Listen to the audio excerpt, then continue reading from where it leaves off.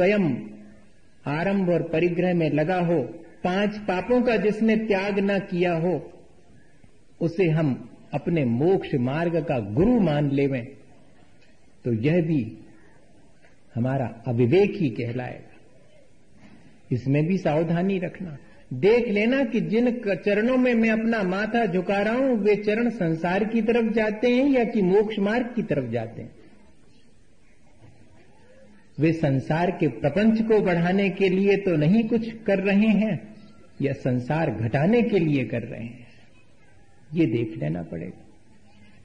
टके शेर भाजी टके शेर खाजा नहीं चलेगा। रागी और वीतरागी को एक ही पर नहीं तौल सकते, सबको समान रूप से। परिग्रही और निष्प्रय परिग्रही में बहुत फर्क है। एक के अंदर अभी संसार के राग द्वेष पड़े हुए हैं, ममत्व पड़ा हुआ है, आकांक्षाएं पड़ी, 5 इंद्रियों के विषयों का जिसने त्याग नहीं किया है, जिसने अभी 5 पापों का त्याग नहीं किया है, उसे मोक्ष मार्ग का गुरु कैसे मान लें? वैसे तो गुरु के मायने होता है महान, सो मेरे माता पिता ही मेरे लिए महान है, वे मेरे गुरु हैं, लेकिन वे संसार के मार्ग पर हैं। मुझे जो अनार का सिखाते हैं वे शिक्षक भी मेरे गुरु हैं, लेकिन वे मोक्ष मार्ग के गुरु नहीं हैं। मोक्ष मार्ग का गुरु तो वो है जो निष्परिग्रही है, जिसने समस्त पापों को छोड़ दिया, जिसने अपने 5 इंद्रिय और मन पर विजय प्राप्त कर ली है, वो है।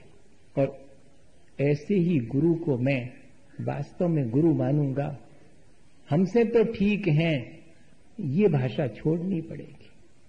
ये गुण उनके भीतर देखना पड़ेंगे, ये गुणवत्ता उनके भीतर दिखाई पड़ेगी, तब फिर मैं उनको फॉलो करूंगा। फॉलो करने की बात कह रहा हूं, प्रणाम करने की नहीं कह रहा हूं। प्रणाम तो जिन मुद्रा देख करके फौरन प्रणाम कर लूंगा, लेकिन उनका अनुसरण नहीं करूंगा मैं, जब तक कि मैं उनके भीतर ये गुणवत्ता नहीं देख लूंगा, तब तक ये सावधानी रखनी पड़ेगी।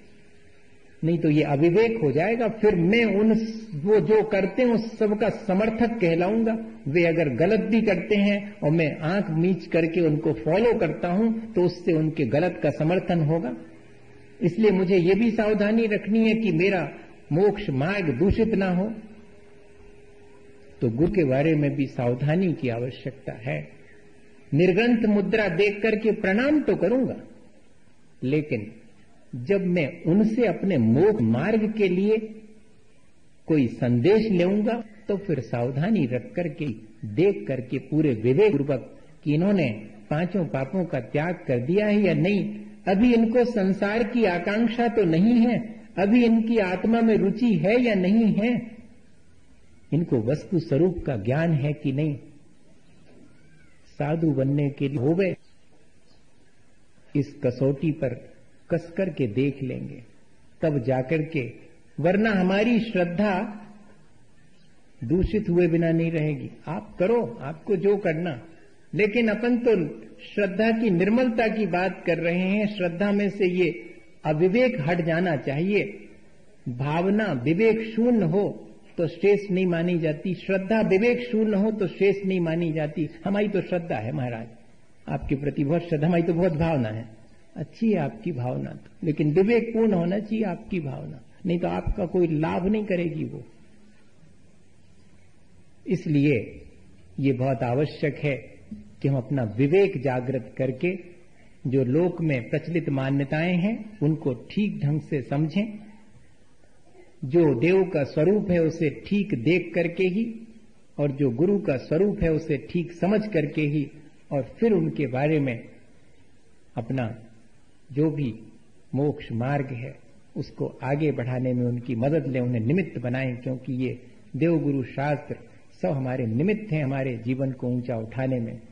इनके बारे में अगर हम अविवेक रखेंगे तो फिर ये हमारे लिए सहायक नहीं होंगे संसार से पार लगाने में। बहुत सावधानी की आवश्यकता ही है। मैं हर दिन यही कहता हूं कि कोई विरला ही होगा जिसको इस तरह के अविवेक से बच करके और मोक्ष मार्ग उपलब्ध हो जावे।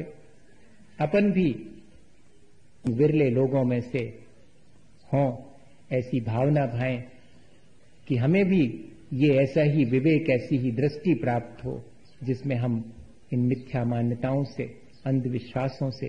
पता नहीं संसार में कितने तरह के अंधविश्वास हैं, पता नहीं किस तरह की चीजें प्रचलित हैं गुरु के बारे में और कितने तरह से देवता के बारे में प्रचलित हैं।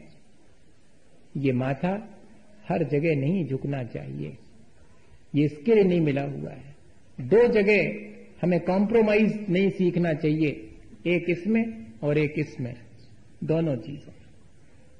मेरा सगा भाई भी होगा और अगर उसका भोजन ठीक नहीं होगा तो मैं उसको फॉलो नहीं करूंगा, और मुझे विरासत में भी कोई अगर चीज मिली होगी और अगर उसमें कहीं कोई कमी होगी तो मैं उससे सहसा स्वीकार नहीं करूंगा।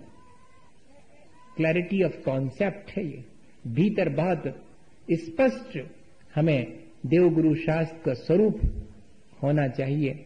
उनको जब हम फॉलो करते हैं तब भी हमें बहुत सावधानी रखनी चाहिए कि मेरा विवेक बना रहे, ऐसा ना हो कि मैं इनके माध्यम से अपना संसार ही साध लूं।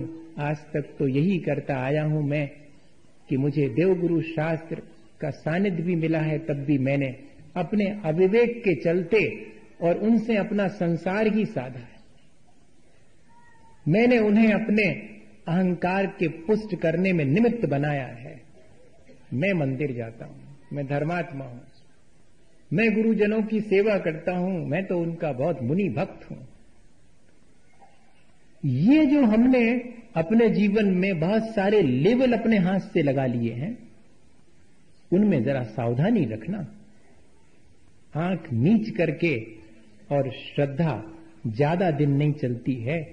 खुली आंख वाली श्रद्धा ही हमारे जीवन को ऊंचा उठाती है।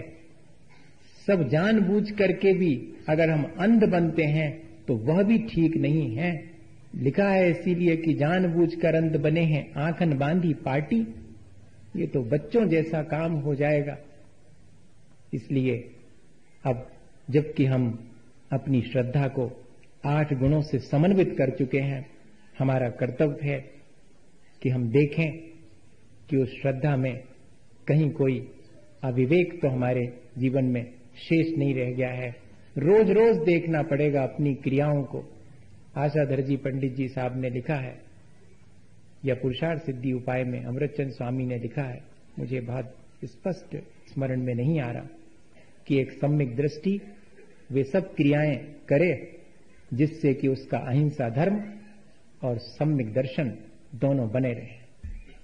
बाकी और दूसरी क्रियाएं जिनमें कि अहिंसा धर्म और हमारा सम्यक दर्शन मलिन होता हो तो उन क्रियाओं को ना करे, न उन क्रियाओं का कोई करे तो उसका समर्थन भी ना करे। कल मेरे से पूछ रहे थे कि महाराज हमारी तो परंपरा है हमारे इस नगर की कि हमारे यहाँ तो और आने वाले दशलक्षण पर्व में और रात 12 बजे तक झांकियां निकलेंगी, आपका इस बारे में क्या कहना है? तो मेरा बहुत स्पष्ट है कि मैं उसका समर्थन नहीं करूंगा, और अगर इससे भी ज्यादा मेरा वश चलेगा तो मैं उस स्थान को भी छोड़ सकता हूं जिस स्थान पर इसके समर्थन करने वाले लोग होंगे। इससे मेरा निर्णय। इसलिए इस बात की आप सावधानी रखना, क्योंकि ये सब चीजें हमारे मान्यता के अनुरूप नहीं है, और ऐसी मिथ्या मान्यता को हमें जितनी उसे छोड़ देना चाहिए।